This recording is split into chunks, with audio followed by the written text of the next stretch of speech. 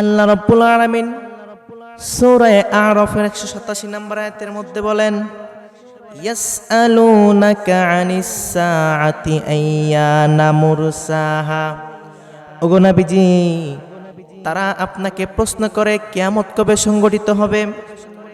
কুল ইন্নামা ইলমুহা ইনদাল্লাহ, আপনি বলেন কিয়ামতের জ্ঞান একমাত্র আল্লাহর কাছেই আছে। লা ইউজাল্লিহা লিওয়াক্তিহা ইল্লাহু, তিনি কিয়ামতকে তোমাদের সামনে সময় মতো উপস্থিত করবেন।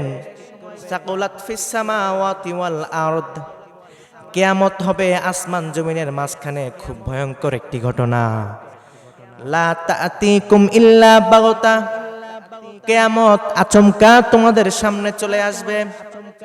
ইয়াসআলুনাকা কাআন্নাকা হাফিয়ুন আনহা, তারা আপনাকে এমন ভাবে প্রশ্ন করে যেন আপনি কিয়ামত সম্পর্কে পরিপূর্ণ জ্ঞান রাখেন, কিন্তু আপনি তো জানেন না। এজন্য আল্লাহ রাব্বুল আলামিন বললেন, ওগো নবীজি আপনি বলে দেন, কুল ইন্নামা ইলমুহা ইনদা রাব্বি, কিয়ামতের জ্ঞান একমাত্র আল্লাহর কাছে।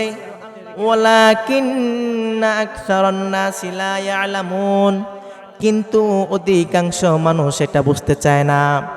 আল্লাহ রাব্বুল আলামিন বলেন, ওগো নবী আপনি তো জানেন না কিয়ামত কবে হবে, সুতরাং আপনি কাফেরদেরকে বলে দেন কিয়ামতের জ্ঞান আমার কাছে নেই, কিয়ামতের জ্ঞান আল্লাহর কাছে। ওয়ালাকিন্না আকসারান নাসি লা ইয়ালামুন, কিন্তু অধিকাংশ মানুষ এটা জানার পরেও বুঝতে চায় না।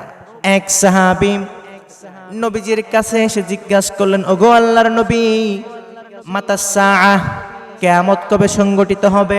আমার নবীজি বলেন, বুইস্তু আনা ওয়াস সাআতা কাহাতাইন, এই দুই আঙ্গুল যতটা নিকটে কিয়ামত তত নিকটে।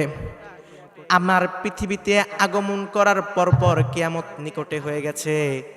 সুতরাং আল্লাহর নবী এটা বুঝাইলেন, বুইস্তু আনা ওয়াস সাআতা কাহাতাইন, আমি আর কিয়ামত এতটা কাছাকাছি, যেরকম এই দুই আঙ্গুল যতটা কাছাকাছি ঠিক তেমনি ভাবে আমার আগমন আর কিয়ামত এতটাই কাছাকাছি। আল্লাহর নবী ওই সাহাবীকে ডাক দেবেন, ও সাহাবী শোনো, তবে আমি তোমাকে কিয়ামতের কিছু আলামত বলে দিয়ে যাই। ইন্না মিন আশরাতিস সাআতি আইয়ুরফাল ইলম, কিয়ামতের আগে আল্লাহ রাব্বুল আলামিন ইলম উঠিয়ে নেবেন। ওয়া ইয়াসবুতাল জাহালু, সমাজের মধ্যে মূর্খতা ছড়িয়ে পড়বে। ওয়ায়ুশরাবাল খামরু, সমাজের মানুষ অধিক হারে মদ পান করা শুরু করবে। ওয়ায়াজহারুজ জিনা, এবং সমাজের মধ্যে ব্যভিচার জিনা ছড়িয়ে পড়বে, প্রসার প্রসিদ্ধ লাভ করবে। আল্লাহর নবী বিশ্ব নবীজি বলেন, ও সাহাবী, যখন দেখবে উম্মতের মধ্য থেকে ইলম উঠে যাচ্ছে তখন বুঝবে কিয়ামতের বেশি বাকি নাই। যখন তুমি দেখবে সমাজের মূর্খরা নেতার আসন দখল করেছে, সমাজের মূর্খ ব্যক্তিরা যোগ্যতার আসন দখল করেছে, তখন বুঝবে কিয়ামত আর বেশি বাকি নাই। যখন তুমি দেখবে সমাজের লোকেরা বেশি হারে মদ পান করতেছে, নেশা জাতীয় দ্রব্যের জিনিস বেড়ে গেছে, তখন তুমি বুঝবে কিয়ামত আর বেশি বাকি নাই। যখন তুমি দেখবে সমাজের অলি গলিতে জেনার হার বেড়ে গেছে, তখন বুঝবে কিয়ামত আর বেশি বাকি নাই। আল্লাহর নবী হাদিসের মধ্যে বলেন, ইন্না মিন আশরাতিস সাআতি আইয়ুরফাল ইলম, কিয়ামতের আলামত হলো আল্লাহ রাব্বুল আলামিন ইলমকে উঠিয়ে নেবেন।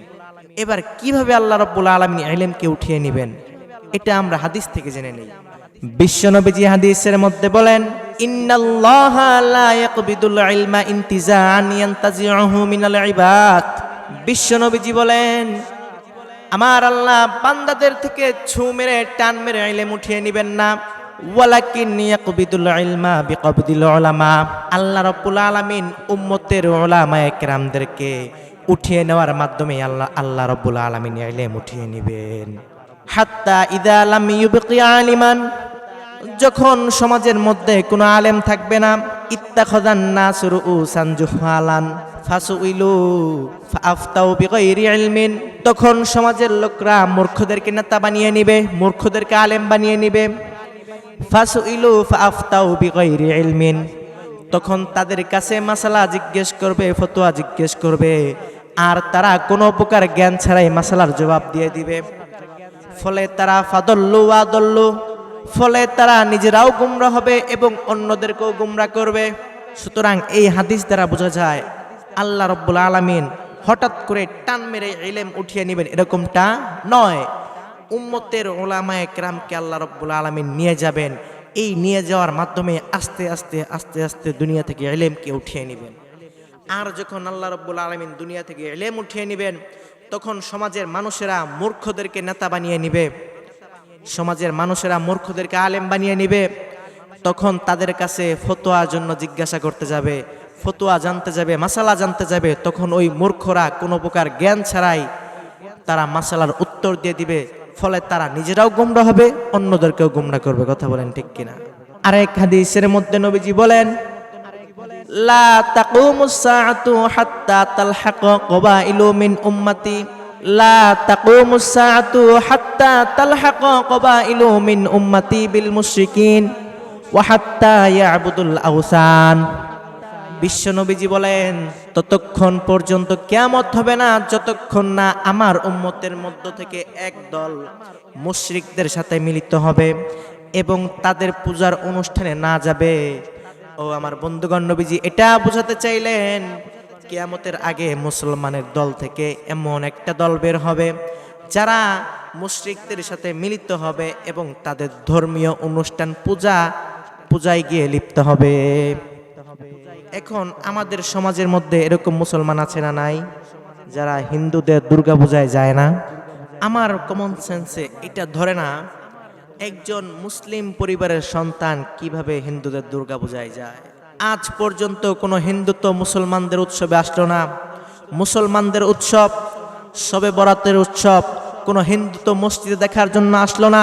মুসলমানের উৎসব শবে কদর কোনো হিন্দুত্ব মসজিদে দেখার জন্য আসলো না। মুসলমানের উৎসব জুমার দিন উৎসব কোনো হিন্দুত্ব জুমার দিন সমাজ রক্ষা করার জন্য মসজিদে গিয়ে অংশগ্রহণ করলো না। মুসলমানের উৎসব রমজান মাস কোনো হিন্দুত্ব সমাজ রক্ষা করার জন্য তোমার সাথে রমজানের রোজা রাখলো না। মুসলমানের উৎসব ঈদুল ফিতরের নামাজ কোনো হিন্দুত্ব সমাজ রক্ষার জন্য তোমার সাথে ঈদগাহে গেল না। মুসলমানের উৎসব কুরবানির ঈদ কোনো হিন্দুত্ব সমাজ রক্ষার জন্য তোমার সাথে একটা গরু জবাই করলো না। সুতরাং হিন্দুরা মনে করে এটা মুসলমানদের উৎসব, আর তুমি একজন মুসলিম পরিবারের সন্তান হয়ে কিভাবে হিন্দুদের দুর্গা পূজায় গেলা? তোমার কি লজ্জা শরম সব ধুয়ে ফেলে দিয়েছো? তোমার কি লজ্জা শরম নেই? আবার কি সুন্দর বলতেছো, ধর্ম যার যার উৎসব সবার, বিয়ে যার বউ সবার, গাছ যার ফল সবার, ক্ষেত যার ফসল সবার, দোকান যার মাল সবার, নদী যার মাছ সবার। যদি এরকমটা না হয়, ক্ষেত যার ফসল তার, গাছ যার ফল যদি তার হয়, পুকুর যার মাছ যদি তার হয়, ক্ষেত যার ফসল যদি তার হয়, বিয়ে করে যে বউ যদি তার হয়, তাহলে এটাও মনে রাখতে হবে ধর্ম যার যার উৎসব হবে তার তার। কথা বলেন ঠিক কিনা? সুতরাং আমার বন্ধুগণ, আমি বলতে চাই হিন্দুরা আমার দেশের নাগরিক ভাই। কি ভাই? নাগরিক ভাই। সুতরাং তারা এদেশের নাগরিক হওয়ার কারণে রাষ্ট্রীয় সকল সুযোগ সুবিধা যেটা তাদের ভোগ করা উচিত সেটা তারাও ভোগ করবে। ঠিক কিনা? বাংলাদেশ সাম্প্রদায়িক সাম্প্রতিক দেশ। আমরা হিন্দুদের চলাফেরায় কোনো বাধা দিব না, আমরা হিন্দুদের ব্যবসা বাণিজ্যে বাধা দিব না, আমরা হিন্দুদের কোনো কার্যক্রমে বাধা দিব না, আমরা হিন্দুদের কোনো অনুষ্ঠান আক্রমণ করব না। এটা করার জন্য যদি আমাদের যুদ্ধ জিহাদ করা লাগে আমরা সেটাও করতে রাজি আছি। হিন্দুরা যেরকম আমাদের উৎসবে আসে না, ঠিক তেমনিভাবে কোনো মুসলিম সন্তান হিন্দুদের দুর্গা পূজায়ও যাবে না।